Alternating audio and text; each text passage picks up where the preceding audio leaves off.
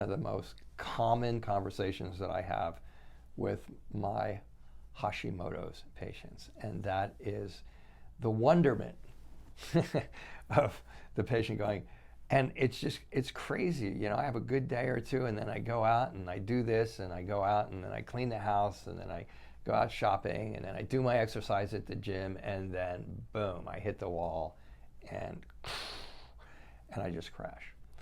And sometimes one of the patients I was talking to yesterday says, sometimes I crash for a couple hours, sometimes I crash for a couple of days, sometimes I crash for 3 weeks.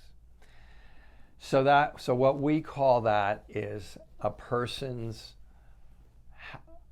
metabolic capacity is low, meaning that when your physiology is working normally, whatever that is today, but normally is your blood sugar is good, you're getting good oxygen, there's no inflammation going on, your nutrients are good, you're absorbing your foods, so you're getting good nutrients, and you're feeling good, and you're sleeping good, and you're getting a little exercise and all that type of stuff.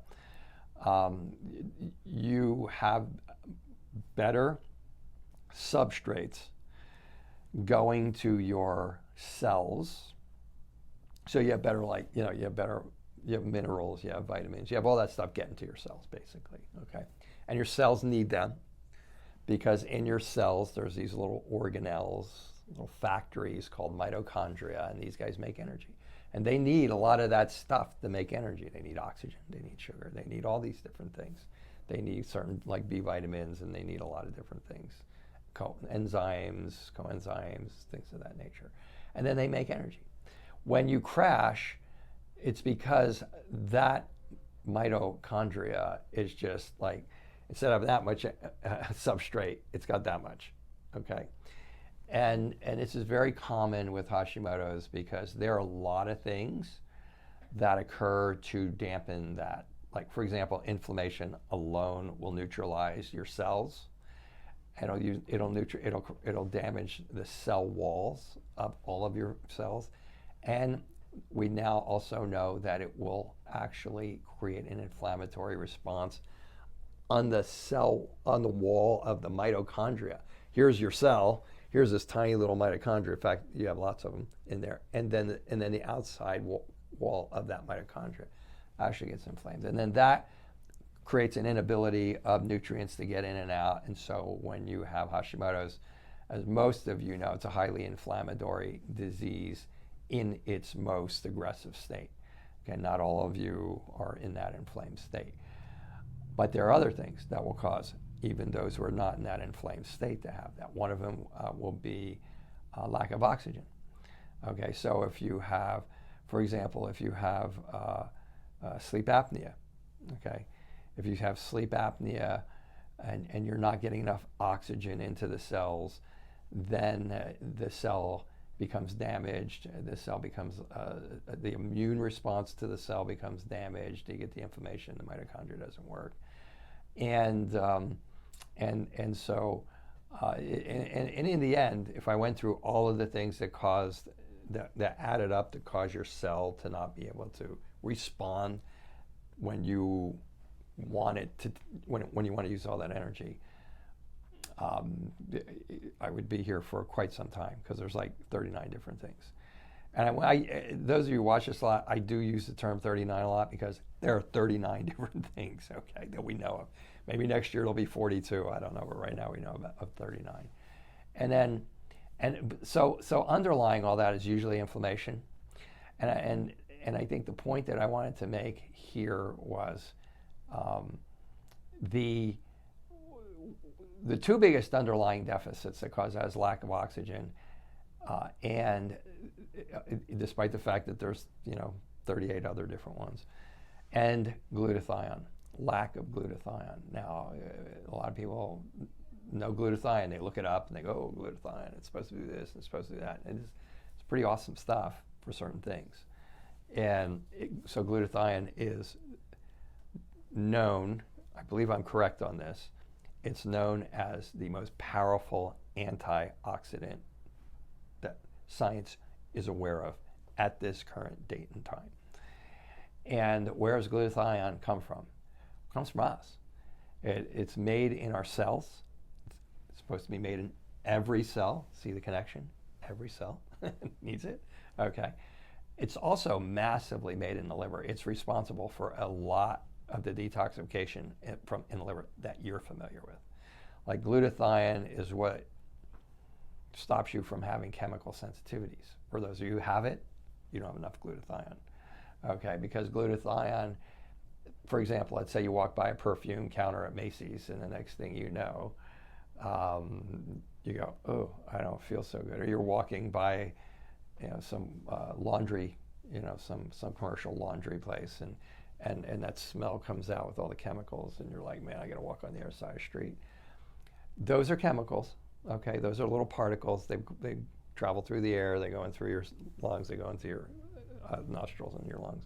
And the glutathione in your system is literally, here's what it does. Here comes the chemical. And here's what the glutathione does. It grabs it, and you're not going to be able to see me do this, but it literally kills it. I'm like slamming it against my desk, like that's what glutathione does. It's this massive antioxidant. Antioxidants work. The ones that are good, they work, but they're expensive. They're hard to produce. They're hard to replicate. So because of the production process, they're expensive. Like the ones I use are expensive. so I use them, and I use them a lot, but they work. And here's the thing, you cannot have autoimmunity. I believe I'm correct on this, okay? So if one of my mentors is watching this and you see that I'm not correct, call me and tell me, okay? But I don't think you can get, it's my understanding that you cannot chemically get autoimmunity if you have enough glutathione. Because glutathione works with something else in your system to dampen immune responses as well as create that energy by killing any of those oxidative inflammatory stresses before they become a problem. And whether, I don't know whether it's the chicken or the egg, does autoimmunity deplete your glutathione, or have you already depleted your glutathione and you get autoimmunity? The suggestion is you've already depleted your glutathione, but I don't see why it wouldn't go both ways. But the bottom line is this: if you have autoimmunity, you're going to have low glutathione, and I think that's the bigger reason for this crash relative to people crashing. Now, I'm going to say don't go out there and buy a ton of glutathione and take it, and then if it doesn't prevent your crash, start throwing things at the YouTube channel here that I'm on, because it depends on how many different triggers you have that are killing your metabolic capacity to be able to have that energy, okay, and to cause you to crash. So if you have a lot of them, you take the glutathione, and it may not even feel like it's doing anything, or you may have to dose it up so much you go like, oh my God, like it's so expensive, I'm not going to do this. So I mean, there's variations on that might help if you want to, well, I'm not going to get into that because I don't want to start telling you how to dose online for all the obvious reasons. So, but those are the things. Those are the things that are causing you to crash. Basically you crash because there's too much pressure on those mitochondria from so many different areas. Now you put a demand on them, it's just not there. They're not getting the substrates. Maybe you're not absorbing your nutrients. Maybe you're not breaking them down. Maybe you're not eating them. There's so many things, but the big ones are oxygen and glutathione. The big ones are oxygen and glutathione, and then you deplete them like, okay, I'm having a good day. You go out and you just like bomb it out, and the next thing you know, you're on the floor. All your pains come back. Everything is bad. This is the reason why that happens. And that it is extremely common. In fact, it's almost a cardinal symptom for just autoimmune patients in general, and kind of a gauge of the severity of it. As you'll see as time goes on, if you're not doing anything about it, you'll get more crashes more frequently. They'll be worse. You'll be down for longer periods of time. But that's been something that's been coming up a lot lately here when I'm talking to patients. So I thought it would be some good data to put out for you. Okay, so that's it. Talk to you again.